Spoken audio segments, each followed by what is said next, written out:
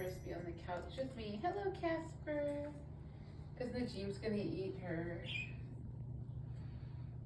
She's happy. She can see all the sparrows from where she's sitting.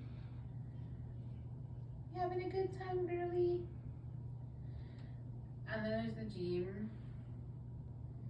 He's having like his playtime like on top of the cage with his toys. His feathers are growing back. I mean, he just needs some attention. He needs to be outside of his cage almost every day. Some days he doesn't want to come out. Like, some days he decides he doesn't want to come out.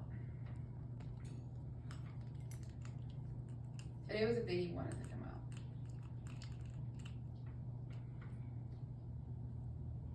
He needs to be more tamed. I know he's already 14 years old, but he needs to be more tamed. He can't just be untamed and aggressive like that.